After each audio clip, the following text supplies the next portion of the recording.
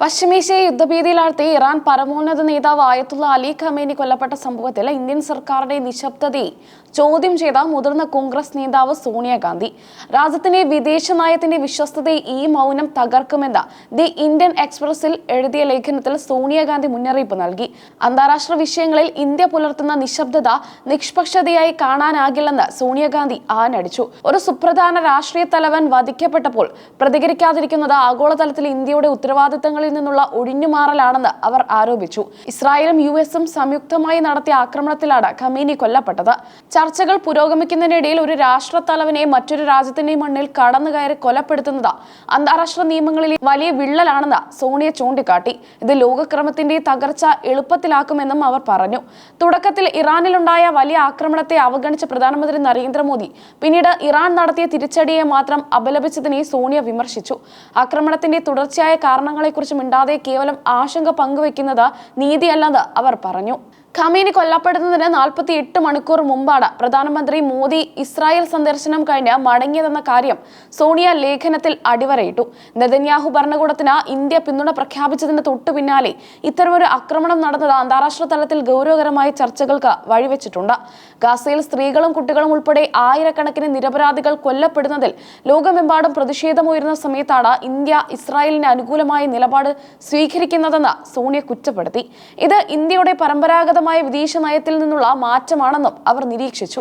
ഇന്ത്യയും ഇറാനും തമ്മിലുള്ള ആഴമേറിയ ബന്ധത്തെക്കുറിച്ച് സോണിയാഗാന്ധി കേന്ദ്ര സർക്കാരിനെ ഓർമ്മിപ്പിച്ചു. ഇന്ത്യ ഒരു നിർണായക ഘട്ടത്തിലൂടെ കടന്നുപോയപ്പോൾ ഇറാൻ നൽകിയ പിന്തുണ മറക്കരുതെന്ന് അവർ പറഞ്ഞു. 1994 കശ്മീരിലെ മനുഷ്യാവകാശ വിഷയത്തിൽ UN കമ്മീഷനിൽ ഇന്ത്യക്കെതിരെ ഓർഗനൈസേഷൻ ഓഫ് ഇസ്ലാമിക് കോപ്പറേഷൻ പ്രമേയം കൊണ്ടുവരാൻ ശ്രമിച്ചിരുന്നു. അന്ന് നീക്കം തടയാൻ ഇന്ത്യയെ സഹായിച്ചത് ഇറാനാണെന്ന ചരിത്രപരമായ വസ്തുത സോണിയ ഓർമ്മിപ്പിച്ചു.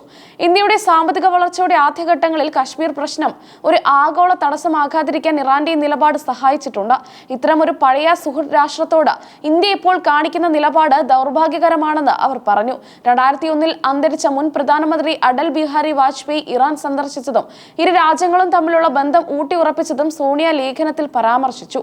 BJP നേതൃത്വം നൽകിയ മുൻ സർക്കാരിന്റെ നയങ്ങൾ പോലും ഇന്നത്തെ സർക്കാർ മറന്നോ എന്ന് അവർ ചോദിച്ചു. ഇന്ത്യയുടെ സ്വതന്ത്രമായ നിലപാടുകളാണ് അന്താരാഷ്ട്ര സമൂഹത്തിൽ രാജ്യത്തിന് ഇന്നും വിശ്വസ്തത നൽകിയിട്ടുള്ളത്. എന്നാൽ ഇപ്പോൾ ഒരു പ്രത്യേക ചേരിക്ക് അനുകൂലമായി നിലകൊള്ളുന്നത് ഇന്ത്യയുടെ അന്തസ്സ് കുറയ്ക്കുമെന്ന് അവർ ഭയപ്പെടുന്നു. ശക്തമായ ജനാധിപത്യ രാജ്യമായ ഇന്ത്യ ഇത്തരം അധിനിവേശങ്ങൾക്കെതിരെ ശബ്ദമുയർത്തേണ്ടതുണ്ട്.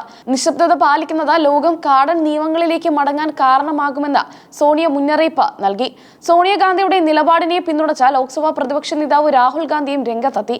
സോണിയുടെ ലേഖനം സോഷ്യൽ മീഡിയയിൽ പങ്കുവച്ചുകൊണ്ടാണ് രാഹുൽ തന്റെ പ്രതിഷേധം അറിയിച്ചത്. ഒരു രാഷ്ട്ര തലവനെ ലക്ഷ്യം വെച്ചുള്ള ആക്രമണം ആ രാജ്യത്തിന്റെ പരമാധികാരത്തിന്മേലുള്ള നഗ്നമായ കടന്നുകയറ്റമാണെന്ന് രാഹുൽ ഗാന്ധി പറഞ്ഞു.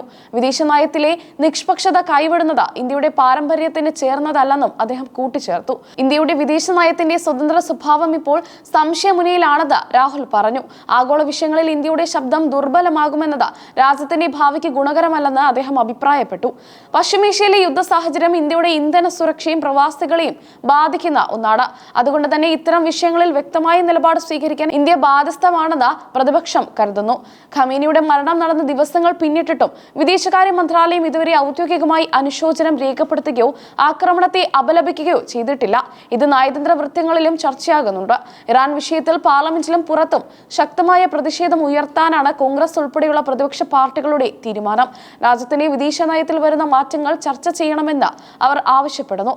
അണിചേരാ നയത്തിന്റെ വക്താക്കളായിരുന്ന ഇന്ത്യ ഇപ്പോൾ ആ പാതയിൽ നിന്ന് വ്യതിചലിക്കുന്നത് ചേരിതിരിവ് വർദ്ധിപ്പിക്കുമെന്ന് സോണിയാഗാന്ധി ലേഖനത്തിലൂടെ ഓർമ്മിപ്പിക്കുന്നു. പശ്ചിമേഷ്യൻ രാഷ്ട്രീയം സങ്കീർണമായി തുടരുമ്പോൾ ഇന്ത്യയുടെ അടുത്ത നീക്കങ്ങൾ എന്തായിരിക്കുമെന്നാണ് ലോകം ഉറ്റുനോക്കുന്നത്. സോണിയാഗാന്ധിയുടെ വിമർശനം വിദേശ നയത്തെക്കുറിച്ചുള്ള വലിയൊരു സംവാദത്തിനാണ് രാജ്യത്ത് തുടക്കമിട്ടിരിക്കുന്നത്.